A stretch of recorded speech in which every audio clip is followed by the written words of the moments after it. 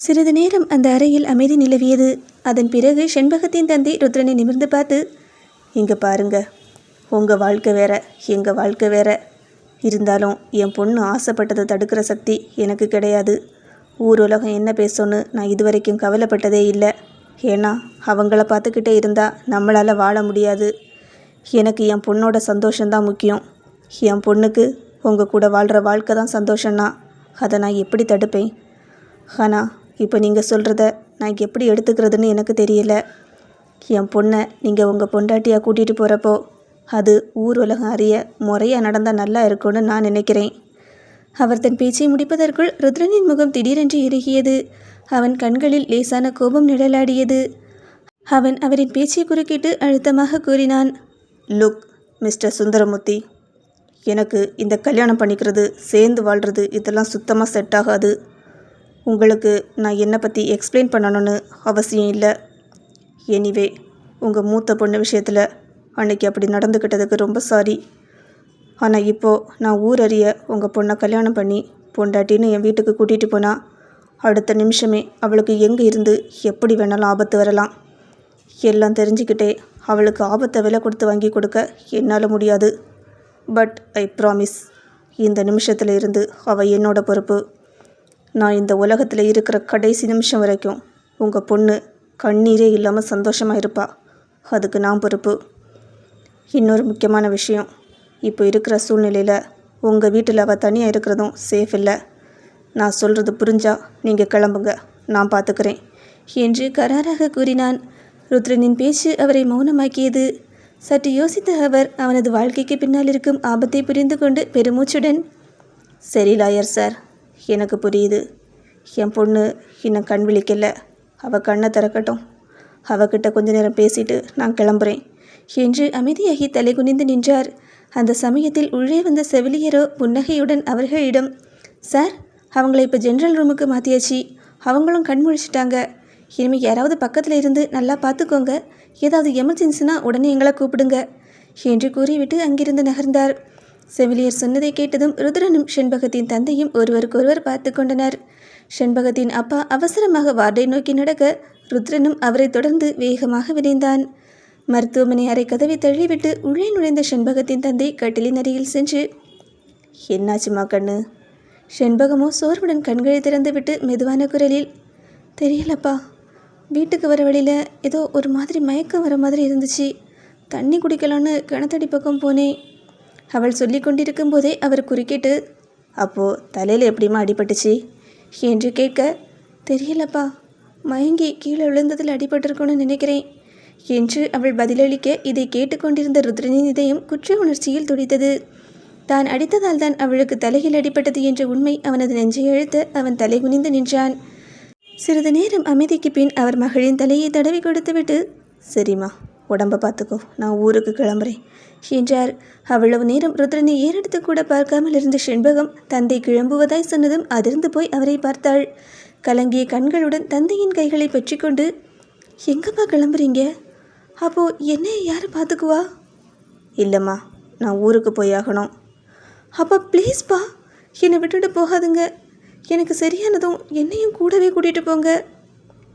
உன்னை இவர் பார்த்துக்குவாருமா என்று அவர் சொன்னதும் அவள் ஒரு நிமிடம் திடுக்கிட்டு, என்னால் யாரோட வாழ்க்கையிலையும் கஷ்டம் வேண்டாம்ப்பா, நான் யாருக்கும் தொல்லையாக இருக்க விரும்பலை என்று சொல்ல அவளது பேச்சை கேட்ட ருத்ரன் உடனடியாக முன்னே வந்து, எனக்கு எந்த கஷ்டமும் இல்லை, நான் உன்னை பார்த்துக்கிறேன் என்றான் உறுதியாக. அப்பா, நீங்கள் என் கூட இருந்தால் ஊரில் யாராவது கேட்டால் என் அப்பான்னு சொல்லுவேன். ஆனால் இந்த ஆள் யாருன்னு யாராவது கேட்டால் நான் என்ன சொல்கிறது? அவள் அவ்வாறு கேட்க உடனே ருத்ரன் அவளை பார்த்து, உன்னோட புருஷன்னு சொல்லு என்று சொல்ல அவள் அதிர்ச்சியாகி அவனை பார்த்தாள். நீங்கள் கிளம்புங்க, நான் அவளை ரொம்ப பத்திரமா பார்த்துக்கிறேன் என்று ருத்ரன் உறுதியாக சொல்ல அவர் பெருமூச்சுடன் தன் மகளை பார்த்தார். அம்மாடி செண்பகம், பெத்த பிள்ளைங்களுக்கு கல்யாணம் செஞ்சு பார்க்குற கொடுப்புன எனக்கு இல்லாமல் போயிடுச்சு. ஆனால் எல்லாத்தையும் விட முக்கியம் பிள்ளைங்களோட சந்தோஷம். நீ சந்தோஷமாக வாழ்ந்தா அது மட்டும் எனக்கு போதும்டா. தொடர்ந்து தன் மகளின் கைகளை பற்றி கொண்டு கலங்கிய குரலில், அம்மா இல்லாத பொண்ணுன்னு ரொம்ப செல்லம் கொடுத்து வளர்த்துட்டேன். தைரியமாக இருக்கணும்னு ரொம்ப கண்டிக்காமல் விட்டுட்டேன். குடும்ப வாழ்க்கைன்னா நிறைய பிரச்சனைகள் வரும், நிறை குறைகள் வரும். வக்கீல் சார் ஏதாவது வேலை டென்ஷனில் கோபமாக பேசினா கூட நீ கொஞ்சம் அனுசரித்து போயிடணும், சரியாம்மா? செண்பகத்தின் கண்கள் குழமாகின. அப்பா, இப்போ எதுக்காக இப்படியெல்லாம் பேசிகிட்டு இருக்கீங்க என்று அவள் திக்கி திணறினாள். அவர் தன் கண்ணீரை துடைத்து கொண்டே கூறினார். ஒரு அப்பா உன்னை கைப்பிடிச்சு கொடுக்க வேண்டிய இடத்துல உன்னை விட முடியலைனாலும், ஊர் அறிய கல்யாணம் பண்ணி வைக்கலைனாலும் சார் உன்னை அவர் கூடவே வச்சு பார்த்துக்கிறேன்னு சொல்லிட்டாருமா. உனக்கு அப்பாவை பார்க்கணுன்னு தோணுச்சுன்னா நம்ம வீட்டுக்கு வா, எனக்கு உன்னை பார்க்கணுன்னு தோணுச்சுன்னா நான் அங்கே வரேன். புகுந்த வீட்டில் எக்காரணத்தை கொண்டும் உனக்கும் உன்னோட அப்பாவுக்கும் எந்த கெட்ட பேரும் வந்துடக்கூடாதுமா. ஏதோ சீரும் சிறப்புமாக திருமணம் முடிந்து தாய் வீட்டை விட்டு புகுந்த வீட்டிற்கு செல்லுவது போல ஒரு கனத்த மௌனமும் சோகமும் அந்த அறையை ஆட்கொண்டது. செண்பகத்திற்கு என்ன பேசுவது என்றே தெரியவில்லை. சுந்தரமூர்த்திக்கும் வேறு வழி புலப்படவில்லை. டாக்டர் நிரஞ்சன் மீண்டும் செண்பகத்தின் அறைக்கு வந்து அவளது உடல்நிலையை பரிசோதித்தார்.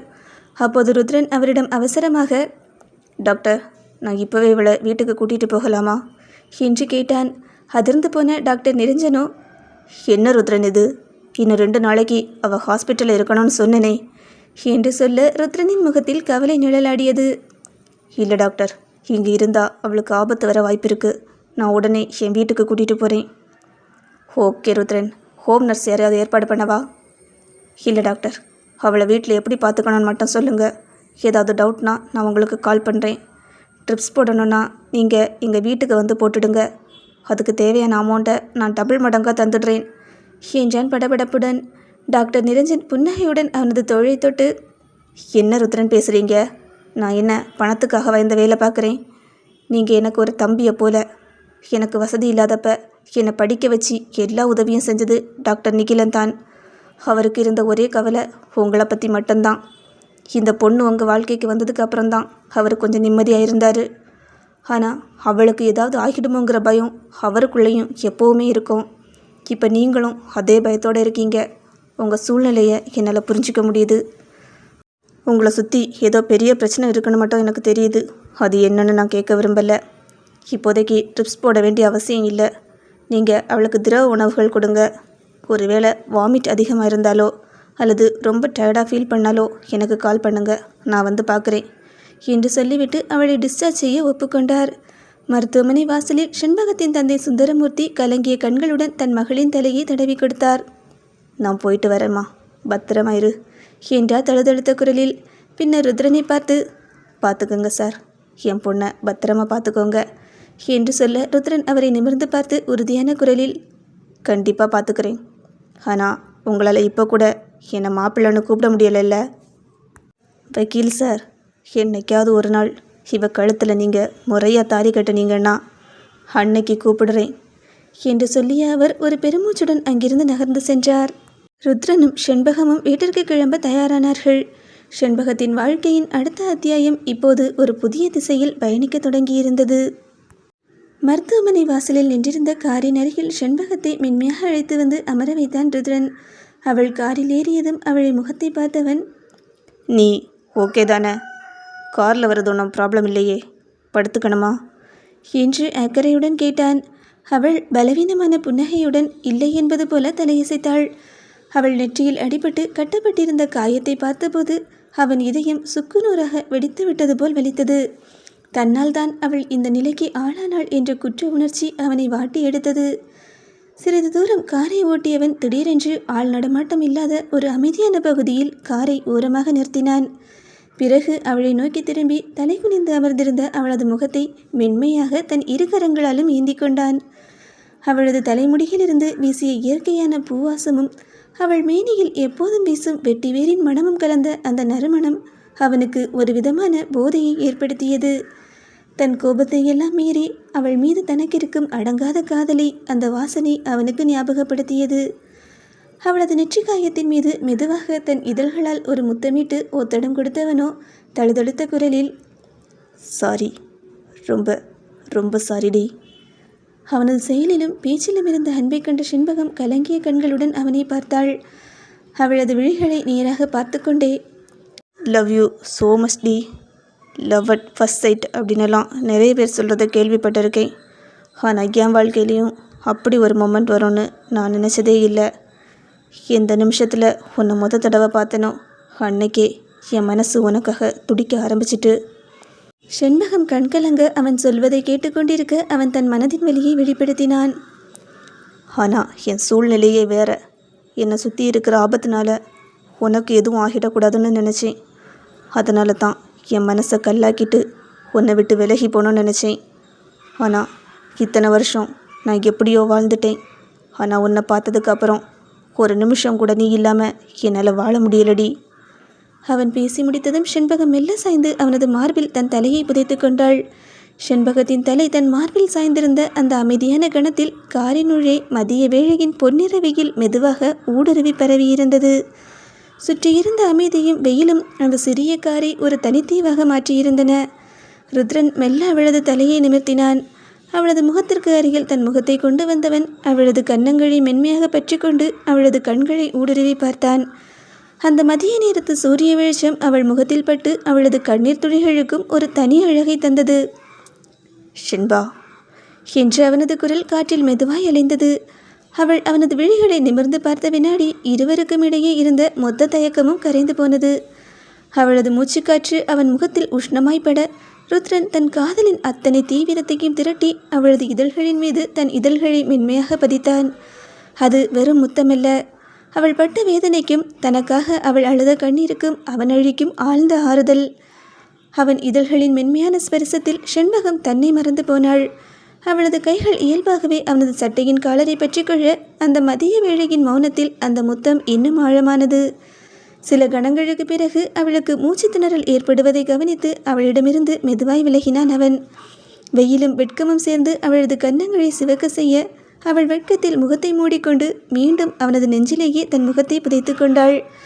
அவளது தலைமுடியை தன் விரல்களால் செல்லமாக கோதியபடியே தன் உதடுகளில் ஒரு மெல்லிய புன்னகையுடன் காரை ஸ்டார்ட் செய்து தன் இல்லத்தை நோக்கி வண்டியை இயக்கினான் ருத்ரன். காரினுள்ளே ஒரு மையான அமைதி நிலவியது. அந்த அமைதியை கலைப்பது போல அவன் தோளில் சாய்ந்திருந்த செண்பகம் மெல்லிய குரலில் சட்டென்று கேட்டாள். ருத்ரன், நம்ம எப்போ கல்யாணம் பண்ணிக்கலாம்? அவள் கேட்ட கேள்வியில் ருத்ரனின் கைகள் ஸ்டியரிங்கிலேயே ஒரு வினாடி லேசாக நடுங்கின.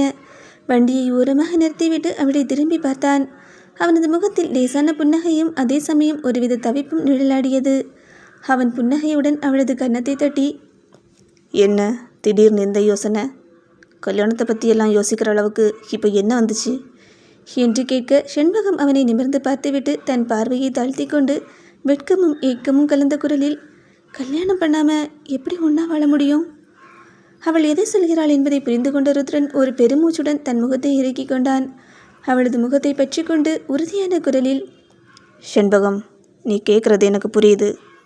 ஆனால் நீ என்கிட்ட கேட்டது ஒரு நாளாவது நம்ம ஒன்றா சேர்ந்து சந்தோஷமாக வாழணும்னு தானே.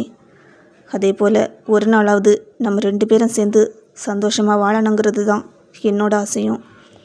ஆனால் இப்போ இருக்கிற சூழ்நிலையை நீ புரிஞ்சுக்கணும். ஊர் அறிய உன்னை என்னோட பொண்டாட்டின்னு கூட்டிகிட்டு போய் பெரிய லெவலில் கல்யாணம் பண்ணி வைக்கிற அளவுக்கு இப்போ நமக்கான காலம் வரலை. என்னை சுற்றி இருக்கிற ஆபத்துகள் இன்னும் முடியலை. உன்னை யார்கிட்டையாவது ஒய்ஃப்னு வெளிப்படையாக அறிமுகப்படுத்துறது உனக்கே ஆபத்தாயிடும். அவன் சொன்னதை கேட்டதும் செண்பகத்தின் முகத்தில் மலர்ந்திருந்த அந்த சிறு புன்னகை அப்படியே வாடிப்போனது. அவளது கண்கள் சட்டென்று குளமாகின. அப்போ நீ என்னை கல்யாணம் பண்ணிக்க மாட்டியா என்ற அவளது கேள்வி காற்றில் பலவீனமாக உடைந்து விழுந்தது. அவள் கண்களில் தேங்கிய கண்ணீரை பார்த்த ருத்ரனின் நெஞ்சம் துடித்தது. ஆனால் அவனால் இப்போதைக்கு வேறு பதில் சொல்ல முடியவில்லை. அவளது கண்ணீரை தன் விரல்களால் துடைத்து விட்டவன் அவளை தன் நெஞ்சோடு அணைத்து கொண்டு, கொஞ்ச நாள் பொறுமையாக இருடி. இந்த ருத்ரன் உயிரோடு இருக்கிற வரைக்கும் உனக்கு எந்த குறையும் வராது. செண்பகத்தின் கைகளை பிடித்து கொண்டு அவளை கண்ணோடு கண் நோக்கியவன் குரலில் ஒருவித நடுக்கமும் அதே சமயம் அசைக்க முடியாத உறுதியும் கலந்து கூறினான். நான் உன்னை ரொம்ப நல்லா பார்த்துக்குவேன். உன்னை என் உயிராக லவ் பண்ணுவேன். நீ ஆசைப்பட்ட எல்லாத்தையுமே இந்த ருத்ரன் நிறைவேற்றி வைப்பான். ஆனால் நீ இப்போ எனக்கு ஒரு ப்ராமிஸ் பண்ணணும். ஒருவேளை எனக்கு ஏதாவது ஆயிடுச்சுன்னா நீ வேற கல்யாணம் பண்ணிக்கிட்டு நிம்மதியாக வாழுவேன்னு எனக்கு சத்தியம் பண்ணி கொடு என்று அவன் கேட்க அவன் பேச்சை கேட்டு அவன் நெஞ்சில் சாய்ந்திருந்த செண்பகம் சட்டென்று விலகினாள்.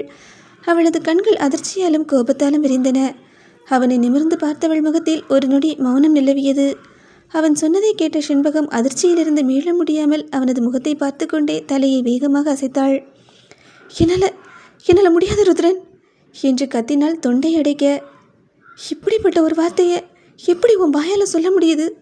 ஒன்றை தவிர வேறொரு நினைப்பு என் வாழ்க்கையில் இருக்குமான்னு யோசித்து பார்க்க கூட என்னால் முடியலை. இதில் நீயே எப்படி பேசினா நான் என்ன பண்ணுறது என்று கண்களில் கண்ணீர் வெள்ளம் பெருகிட அவன் கைகளை பிடித்து மறுத்தாள். அவளது கைவிரல்களை தன் கரங்களுக்குள் இறக்கியவன், நீ புரிஞ்சிக்க மாட்டேங்கிறடி. நான் உயிரோடு இருந்தால் உன்னை ராணி மாதிரி பார்த்துக்குவேன், அதில் எந்த மாற்றமே இல்லை. ஆனால் எனக்கு ஏதாவது ஒன்றுனா நீ காலம் முழுக்க அழுதுகிட்டே தனிமையில் வாடணும்னு நான் நினைக்கவே இல்லை. நான் இல்லாமல் போயிட்டா உன் வாழ்க்கை என்னாகன்னு ஒவ்வொரு நாளும் கஷ்டப்படுவேன் நினச்சி சாகிற செகண்டில் கூட என்னால் நிம்மதியாக இருக்க முடியாதுடி. உனக்கு தெரியாது, செபாஸ்டின் எப்படியாவது என்னை குற்றவாளி நிரூபிக்க காத்துட்ருக்கான். அதுக்கான ஒரு சின்ன துரும்பு கிடச்சா கூட போதும். அவனுக்கு என்னை மரண தண்டனை வரைக்கும் கொண்டு போகிறது ஒரு பெரிய விஷயமே இல்லை. அது நடந்துட்டா உன்னோட கதி என்னாகிறது? அதனால தான் சொல்கிறேன், ப்ளீஸ் டி, எனக்கு இந்த சத்தியத்தை பண்ணி கொடு என்று அவளது கண்களை பார்த்து கெஞ்சினான் ருத்ரன். மரண தண்டனை என்ற வார்த்தை அவள் நெஞ்சில் ஈட்டியாய் பாய்ந்தது. என்ன சொல்வதென்று தெரியாமல் அவளது அழுகை வார்த்தைகளாய் வெளிப்படாமல் தொண்டையிலேயே நின்றது. சில மணி நேர பயணங்களுக்கு பிறகு கார் சென்று அந்த பிரம்மாண்டமான பங்களாவின் வாசலில் நின்றது. காரின் சத்தம் கேட்டு வீட்டின் உள்ளே இருந்த கேர்டேக்கர் ரகுராம் தன் கையில் வைத்திருந்த ஹேர் டை பிரஷை கீழே வைத்துவிட்டு அவசரமாக வெளியே வந்தார். காரிலிருந்து இறங்கிய ருத்ரன் அவரை பார்த்து, ரகுராம், சீக்கிரமாக ஆரத்தி கரைச்சி எடுத்துட்டு வாங்க என்று சொல்ல, அவன் சொன்னதை கேட்ட ரகுராம் திகைத்து போய் நின்றார். உண்மையிலேயே வந்திருப்பது ருத்ரன் தானா என்று நம்ப முடியாமல் ஒருவித சந்தேகத்துடனும் குழப்பத்துடனும் அவனை பார்த்தார். அவரது முகத்தில் ஓடிய மனக்குழப்பத்தை உடனே புரிந்து கொண்ட ருத்ரன் ஒரு மெல்லிய புன்னகையுடன் அவரிடம், ரகுராம், நான் தான் வந்திருக்கேன், நம்புங்க என்று சொல்ல, ருத்ரன் ஒரு பெண்ணோடு சேர்ந்து வந்து நின்று ஆரத்தி எடுக்க சொல்வதை பார்த்து ரகுராமின் கண்களில் ஆனந்த கண்ணீர் மல்கியது. வேகமாக வீட்டிற்குள் சென்று தட்டில் ஆரத்தியை கரைத்து எடுத்து வந்தார். வீட்டில் வாசலில் நின்று கொண்டு ஆரத்தியை சுற்றிய ரகுராம், ரொம்ப ரொம்ப சந்தோஷமாக இருக்குது தம்பி என்று சொல்ல, ரகுராம், இனிமே இவ இங்கே தான் இருக்க போகிறா. ஆனால் வெளியே யாருக்கும் இவ இங்கே இருக்கிறது தெரியக்கூடாது. அதுதான் இப்போதைக்கு இவளுக்கு பாதுகாப்பு. ரகுராமோ உடனே புரிந்து கொண்டவராய் தலையசைத்து, கண்டிப்பாக தம்பி, கண்டிப்பாக, நீங்கள் கவலைப்படாதுங்க. என் சொந்த பொண்ணு மாதிரி நான் இவங்களை ரொம்ப பத்திரமா பார்த்துக்கிறேன் என்றார் உறுதியுடன். அவர் சொன்னதை கேட்டதும் ருத்ரனின் உதடுகள் லேசாக பிரிந்து சிரிப்பால் விரிந்தன. பல நாட்களுக்கு பிறகு அவனது முகத்தில் மலர்ந்த அந்த சிரிப்பு ஒரு உண்மையான நிம்மதியின் வெளிப்பாடாக இருந்தது. ரகுராம் அவசரமாக ஆரத்தி தட்டை ஓரமாக வைத்துவிட்டு செண்பகத்தை அன்போடு வரவேற்றபடியே, தம்பி, சமையலுக்கு என்ன செய்ய சொல்லட்டும் என்று கேட்க, ருத்ரன் சாதாரணமாக, உங்களுக்கு என்ன வேணுமோ செய்ய சொல்லுங்க ரகுராம். ஆனால் செண்பகத்துக்கும் எனக்கும் நான் கஞ்சி காய்ச்சிக்கிறேன் என்றான். அதை கேட்டு திகைத்து போன ரகுராம், நீங்களா தம்பி, நானே கஞ்சி காய்ச்சி தரேனே என்று சொல்ல, ருத்ரனோ, இல்லை நான் பார்த்துக்கிறேன் என்று மறுத்துவிட்டான். அருகில் நின்றிருந்த செண்பகத்திற்கு இது பெரும் வியப்பாக இருந்தது. ருத்ரன் அவளுக்காக சமையலறைக்கு சென்று கஞ்சி காய்ச்சுவேன் என்று சொல்வதை அவளால் நம்பவே முடியவில்லை. அவளது முகத்தில் அப்படி ஒரு ஆச்சரியம் தெரிந்தது. தயங்கியபடியே, ருத்ரன், உங்களுக்கு எதுக்கு தேவையில்லாத கஷ்டம் என்று கேட்க, உனக்கு உடம்பு சரியில்லாத இந்த நேரத்தில் மற்றவங்க செய்கிற சமையல் உனக்கு ஒத்துக்காமல் போயிடுச்சுன்னா என்ன பண்ணுறது என்று கேட்க, அவன் தன் மீது வைத்துள்ள அந்த எல்லையற்ற அக்கறையையும் பாசத்தையும் எண்ணி நெகிழ்ந்து போன செண்பகம் அப்படியே சென்று அவனது நெஞ்சோடு கட்டி கொண்டாள். அவளை மெதுவாக அழைத்து சென்று அறைக்குள் அமர வைத்தான் அவன். பயண களைப்பும் 2-3 நாட்கள் ஒழுங்காக சாப்பிடாததால் ஏற்பட்ட உடல் சோர்வும் அவளை ஆட்டி படைக்க அவள் படுக்கையில் சோர்ந்து சாய்ந்திருந்தாள். அவளது நிலையை பார்த்த ருத்ரன் அருகில் வந்து அவளது தோள்களை மென்மையாக தொட்டு, உடம்பு ரொம்ப வலிக்குதா? எப்படி துருதுருன்னு இருந்தவ இப்படி சோர்ந்து போயிருக்கிறத என்னால் பார்க்க முடியலை. கொஞ்சம் வெந்நீரில் குளித்தா உடம்பு கொஞ்சம் ஃப்ரீயாகும், வா குளிக்கலாம். அவன் சொன்னதை கேட்டதும் செண்பகத்தின் முகம் சட்டென்று நாணத்தால் சிவந்தது. இரத்த ஓட்டம் கன்னங்களில் ஏற அவள் தன் பார்வையை தாழ்த்தி கொண்டு சிறு தயக்கத்துடன் திக்கி திணறினாள். இல்லை, நானே போய் குளிச்சுக்கிறேன் ருத்ரன். அவளது வெட்கத்தை பார்த்த ருத்ரன் அவளது அருகில் இன்னும் நெருங்கி வந்து அவளது முகத்தை மென்மையாக நிமிர்த்தினான். காதலும் உரிமையும் ததும்பும் குரலில், இதில் என்னடி தயக்கம்? என்கிட்ட வெக்கப்படுறதுக்கு என்ன இருக்குது? இந்த ரூமில் நம்ம 2 பேரை தாண்டி வேறு யார் இருக்கா சொல்லு? இனி நம்ம 2 பேரும் வேற இல்லை, ஒரே உடல், ஒரே உயிர். அப்புறம் எதுக்கு இந்த கூச்சம்? உனக்கு உடம்பு சரியில்லாதப்போ உன்னை தாங்கி பிடிச்சி பார்த்துக்க வேண்டியது என்னோட பொறுப்பு இல்லையா? நான் உன் கழுத்தில் தாலி கட்டலைனாலும் நீ தான் என் பொண்டாட்டி. ஒன்று கவனிச்சிக்க எனக்கு எந்த தயக்கமும் இல்லை, வா என்று அவளது கைகளை பற்றி அன்போடு குளியலறைக்கு அழைத்து சென்றான் அவன். குளியலறையின் கதவு மூடிக்கொள்ள வெந்நீரின் ஆவி அறை முழுவதும் மெல்ல பரவியது. செண்பகத்தின் தலையில் அடிபட்டிருந்த காயத்தில் தண்ணீர் பட்டுவிடக்கூடாது என்பதில் அவன் மிகுந்த எச்சரிக்கையுடன் இருந்தான். பெரிய பாத்திரத்தில் சுடுநீரை தயாராக வைத்துக்கொண்டு ஒரு மக் மூலம் வெந்நீரை அள்ளி அவளது கைகளிலும் கால்களிலும் மென்மையாக ஊற்றிவிட்டு குளிப்பாட்டினான்.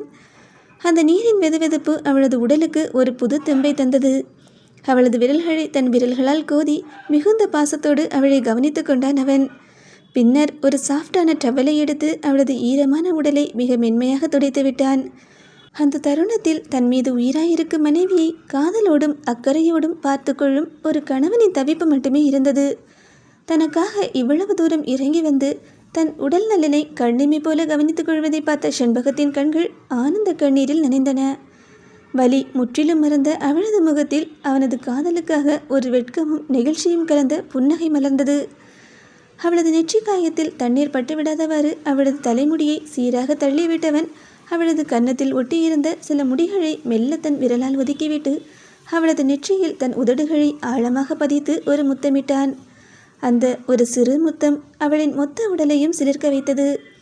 குளித்து முடித்து ஈர குழிப்புடன் நின்ற செண்பகத்திற்கு அந்த அறையின் மென்மையான குளிரில் மெலிதாக சிலிர்த்தது. அவளது நீண்ட தலைமுடியிலிருந்து சொட்டிய நீர்த்துளிகள் தோளில் சங்கமமாகி கொண்டிருந்தன.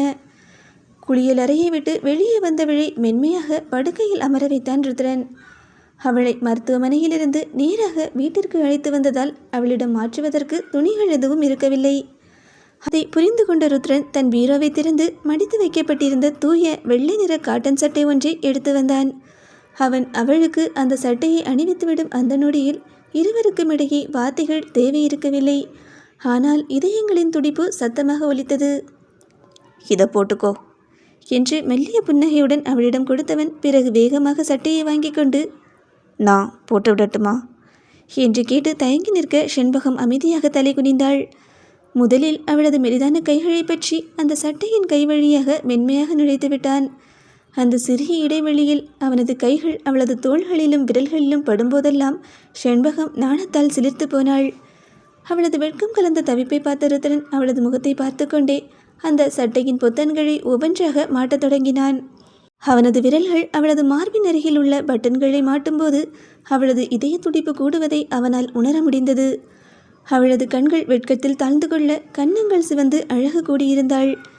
கடைசி பட்டனை மாட்டிவிட்டு அவளது கன்னத்தை லேசாக தட்டியவன், என்கிட்ட என்னடி வெக்கம் என்று கண்களாலேயே செல்லமாக கேட்டான். அவளது உடலுக்கு சற்று பெரிதாக இருந்த அந்த வெள்ளை சட்டை அவளது முழங்கால் வரை தொங்கி அவனை மொத்தமாக கிறங்கடித்தது. காற்றில் அலைப்பாய்ந்த அவளது ஈரமான தலைமுடியும் அந்த சட்டையில் தோன்றும் அவளது அழகும் அவனை மொத்தமாக கட்டி போட்டது. சட்டையை அணிவித்து முடிந்ததும் அவளது தோள்களை பிடித்து தன் மார்போடு சேர்த்து அணைத்து கொண்டான் அவன். என்னோட சட்டை என்னை விட உனக்கு தான் ரொம்ப அழகாக இருக்குது. இந்த சட்டையை நீ போட்டிருக்கிறத பார்க்கும்போது நீ என் கூட கலந்த மாதிரியே எனக்கு ஒரு ஃபீல் வருதுடி என்று அவளது காதோரம் மெல்லிய குரலில் முணுமுணுத்தான்.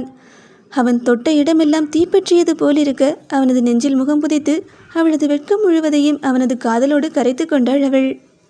குளித்து முடித்து தன் கணவனின் வெள்ளை சட்டையை அணிந்திருந்த அந்த தேவதைக்கு லேசாக பசி எடுக்க தொடங்கியது. அவளது முகத்தில் தோன்றிய அந்த சிறு மாற்றத்தை கவனித்த ருத்ரன் மெல்லிய புன்னகையுடன் கஞ்சி கிண்ணத்தை எடுத்துக்கொண்டு அவள் அருகில் வந்தான்.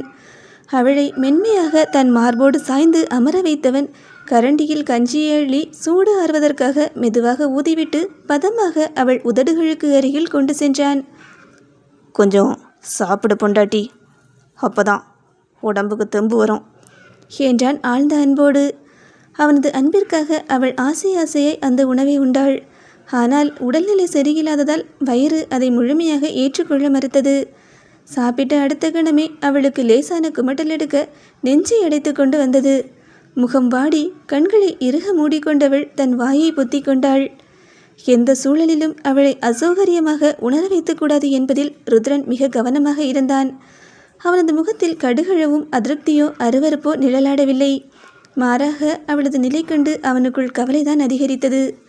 உடனேயே கஞ்சி கிண்ணத்தை ஒருபுறம் ஒதுக்கி வைத்துவிட்டு அவளது முதுகை மென்மையாக தடவி கொடுத்தான். மற்றொரு கையால் குளிர்ந்த நீரை எடுத்து அவளது உதடுகளில் நனைத்து வாயை கொப்பளிக்க உதவினான். அவளது நெற்றியை தன் இரு கரங்களாலும் தாங்கி பிடித்து, ஒன்னல்ல சரியாகிடும் என்று மெதுவான குரலில் கூறினான். அவன் காட்டும் அந்த நிபந்தனையற்ற அன்பும் அக்கறையும் பார்த்த செண்பகத்தின் கண்கள் கலங்கின. வாடிய அவளது முகத்தில் ஒரு மெல்லிய புன்னகை மலர அவனது கரங்களை மென்மையாக பற்றி கொண்டாள்.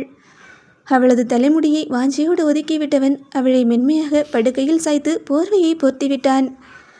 அந்த சிறிய தடுமாற்றத்திலும் வெளிப்பட்ட அவனது தூய்மையான காதல் அவளது வலிகளை எல்லாம் வினாடியில் மறக்கடித்து ஒரு நிம்மதியான உறக்கத்திற்கு அவளை அழைத்து சென்றது. காதல் வார்த்தைகளில் வடிப்பதல்ல, வாக்குறுதிகளிலும் வாழ்வதல்ல. உடல்கள் சங்கமிப்பதிலும் அதன் எல்லை முடிவதில்லை. தன் மூச்சின் துடிப்பையும் தன்னை விட மேலாய் ஒருவரிடம் அர்ப்பணிப்பதே காதல். என்னை தொலைத்து உன்னில் என்னை காண்பதும் உன் வலியை என் கண்ணீராய் ஏற்றுக்கொள்வதுமே உண்மை காதல். உடல் பலவீனத்தால் அவளின் கரங்கள் நடுங்கிக் கொண்டிருக்க அவளால் தன் இயற்கை உபாதைகளை கூட சரியாக சுத்தம் செய்ய முடியாத இக்கட்டான சூழ்நிலை எழுந்தது. அந்த திக்கற்ற நிலையில் அவள் தயங்கி நின்றபோது ருத்ரன் எவ்வித தயக்கமும் அருவருப்புமின்றி அவளுக்கு தேவையான உதவிகளை செய்தான். தன்னை சுற்றியுள்ள உலகத்திற்கு வெளியே அவன் ஒரு அரக்கன், யாருக்கும் இரக்கம் பார்க்காதவன், சிரிக்க மறந்தவன். ஆனால் இப்போது தன் கண்முன்னே நிற்பது அந்த முரட்டுத்தனமான ருத்ரன்தானா என்ற சந்தேகம் அவளுக்கே எழுந்தது. தன் மீது இவ்வளவு ஆழமான அன்பையும் கவனிப்பையும் பொழியும் இவனா அது என்று வியந்து போன அவள் கண்களில் கண்ணீர் பெருகியது. தன் இன்னல்களின் போது அரணாக நின்று துயிலுரித்த உலகத்திலிருந்து காப்பாற்றி தன் தாயை போல தாங்கும் அந்த ஸ்பரிசத்தில் அவளுக்கு தன் தாய் தன் அருகில் இருப்பது போன்ற ஒரு பாதுகாப்பான உணர்வு கிடைத்தது. அவளுக்குள்ளே எழுந்த அதே வியப்பும் சந்தேகமும் ருத்ரனின் மனதிற்குள்ளும் ஓடியது. தன் வாழ்நாளில் எத்தனையோ மனிதர்களை சந்தித்திருந்தாலும் இப்படி ஒரு பெண்ணை கண்ணிமை போல கவனிப்போம் என்றோ, தன் வாழ்க்கை இப்படி ஒரு திருப்பு முனையை சந்திக்கும் என்றோ அவனும் எழளவும் நினைத்திருக்கவில்லை. அது காமமும் கலக்காத, கொச்சைப்படுத்தலின் நிழல் கூட படாத ஒரு தூய்மையான அன்பின் பரிமாற்றம். ஒரு ஆணும் பெண்ணும் ஒருவருக்கொருவர் முழுமையாய் அர்ப்பணித்துக் கொள்ளும் காதலின் யதார்த்தமான மிக ஆழமான தருணம் அது. அவள் தன்னை மொத்தமாக பலவீனமாக உணர்ந்த அந்த நேரத்தில் அவளது வலியை தன் சொந்த வலியாக ஏற்று அவளை தாங்கிக் கொண்ட அவனது கரங்கள் அவள் கழித்த நிம்மதியோ விலைமதிப்பற்றது. அவளது தோள்களை சுற்றிலும் போர்வையை சீராக போர்த்திவிட்டு படுக்கையின் ஓரத்தில் மென்மையாக அமர்ந்தான் ருத்ரன். அவளது முகத்தையே சில கணங்கள் ஆழமாக பார்த்து கொண்டிருந்தவன் லேசான தயக்கத்தோடு ஒரு சிறு புன்னகையோடு அவளை பார்த்து மெதுவாக, செண்பகம், உங்ககிட்ட ஒரு சின்ன காரியம் கேட்கணும், எனக்காக செய்வியா? அவன் எப்படி கேட்பது என்று தயங்குவதை பார்த்த செண்பகத்தின் இதயம் வேகமாக துடித்தது. அவனது கண்களை நேராக பார்த்தவளோ எவ்வித யோசனையும் இல்லாமல், நீங்கள் என்ன கேட்டாலும் நான் செய்வேன் ருத்ரன், என்ன செய்யணும் சொல்லுங்க. அவளது அந்த உடனடியான பதிலை கேட்டதும் அவனது புன்னகை இன்னும் அகலமானது. ஆனால் சொல்ல வரும் விஷயம் குறித்து மீண்டும் ஒருமுறை தயங்கியவன், இதை சொல்கிறதுக்கு எனக்கு கொஞ்சம் சீப்பாக தான் இருக்குது என்று இழுத்தான். அந்த வார்த்தையை கேட்டதும் செண்பகத்திற்குள் ஏதோ ஒரு மின்னல் வெட்டியது. சீப்பா இருக்கு என்று அவன் சொன்னதும் அவளது மனது காதலின் எல்லையற்ற கற்பனைகளில் ஏதேதோ ரகசியமான நெருக்கமான ஆசைகளில் சிறகடித்து பறக்க தொடங்கியது. அவளது கன்னங்கள் நாணத்தால் சிவந்தன. மூச்சுக்காற்று சற்று வேகமாக வெளியேறியது. அவனது அந்த தயக்கமே அவளுக்குள் ஒரு புதுவித சிலிர்ப்பை ஏற்படுத்தியது. கண்கள் மின்ன வெட்கம் கலந்த ஆவலோடு அவனை நிமிர்ந்து பார்த்தவளோ, தயங்காம சொல்லுங்க ருத்ரன், நான் என்ன செய்யணும் என்று மெல்லிய குரலில் கேட்டாள். அவளது மனது எங்கேயோ கற்பனை கடலில் மிதக்கிறது என்பதை பார்த்த ருத்ரன் ஒரு சிறு சிரிப்புடன் தன் கைகளை பிசைந்து கொண்டே, அது வேற ஒன்றும் இல்லை, இப்போதைக்கு வெளியே கடைக்கு போய் உனக்கு சேலையோ நைட்டியோ மாற்று துணியோ எதுவுமே எடுக்க முடியாது. நம்ம சிச்சுவேஷன் உனக்கே தெரியும். அதனால் கொஞ்ச நாளைக்கு இந்த ரூமில் இப்போதைக்கு என்னோட இந்த சட்டையை மட்டும் போட்டுக்கிட்டு நீ அட்ஜஸ்ட் பண்ணிக்கிறியா? அவன் இதை சொல்லி முடிக்கவும் அவனது பெரிய பில்டப்பை கேட்டுவிட்டு ஏதேதோ பெரிதாக கற்பனை செய்து மூழ்கியிருந்த செண்பகத்திற்கு சிரிப்பதா அல்லது அழுவதா என்று கூட தெரியவில்லை. அவளது கற்பனைக்கும் அவன் கேட்ட யதார்த்தமான விஷயத்திற்கும் இருந்த அந்த இடைவெளி அவளுக்கு ஒருபுறம் ஆச்சரியத்தை தந்தாலும் மறுபுறம் அவளது பாதுகாப்பிற்காகவும் அவளது தேவைகளுக்காகவும் அவன் படும் அந்த தவிப்பு அவளது நெஞ்சை உருக்கியது. அவளது முகம் வெட்கத்தில் சிவந்து போக, இவன் என்னெல்லாமோ கேட்க போறேன்னு நினச்சா இப்படி பல்பாகி போச்சு என்று மனதில் நினைத்தபடியே அவனது தோளில் தன் தலையை சாய்த்து மென்மையாக சிரித்து கொண்டாள். அவளது முகத்தில் தெரிந்த அந்த மாற்றத்தை புரிந்து கொண்டவனாய் புன்னகையுடன் அங்கிருந்து விலகி செல்ல முயன்றான் அவன். ஆனால் செண்பகமோ சட்டென்று படுக்கையிலிருந்து எழுந்து அவனது கையை பிடித்து தன் பக்கம் இழுத்தாள். அவன் கண்களை நேராக பார்த்தவள் குறும்பு மின்னும் பார்வையோடு, ருத்ரன், இதை கேட்குறதுக்கு தான் நீங்கள் இவ்வளோ பில்டப் கொடுத்தீங்களா? அவள் அப்படி சொன்னதை கேட்டு அவன் கண் சிமிட்டி சிரித்தபடியே, ஆமாம், வேற என்ன கேட்கணும்னு நினச்ச என்று கேட்க அதற்கு செண்பகமோ நாணம் கலந்த சிரிப்புடன், நான் வேற ஏதோ ஒன்று நினச்சேன் என்று இழுக்க ருத்ரன் அவளது முகத்திற்கு அருகில் குனிந்து, அப்போ நீ வேற ஏதோ நினச்சியா என்று குறும்பாக கேட்டான். அவன் நெருங்கி வந்து அப்படி விசாரித்ததும் அவளது காதலின் ஆழம் எல்லை மீற அவள் விடாமல் புன்னகையோடு, நான் என்ன நினச்சேன்னு நான் வேணா உங்களுக்கு சொல்லித்தரட்டுமா என்று கேட்க அவளது பேச்சில் ஏற்பட்ட மாற்றத்தையும் கண்களில் இருந்த காதலின் வெட்கத்தையும் பார்த்து ருத்ரனே ஒரு நிமிடம் நிலை குலைந்து போனான். சட்டென்று தன் காதுகளை 2 கைகளாலும் வேகமாக பொத்தி கொண்டவன் அவளை பார்த்து பரிதவிப்பும் வெட்கமும் கலந்த குரலில், உனக்கு தான் உடம்பு சரியில்லைலடி, சும்மா வாயை மூடிட்டிரு என்று சொல்லிவிட்டு தன் இதழோரம் ஊறிய வெட்க புன்னகையை மறைத்து கொண்டபடியே விருட்டென்று அந்த அறையை விட்டு வெளியே சென்றான் அவன்.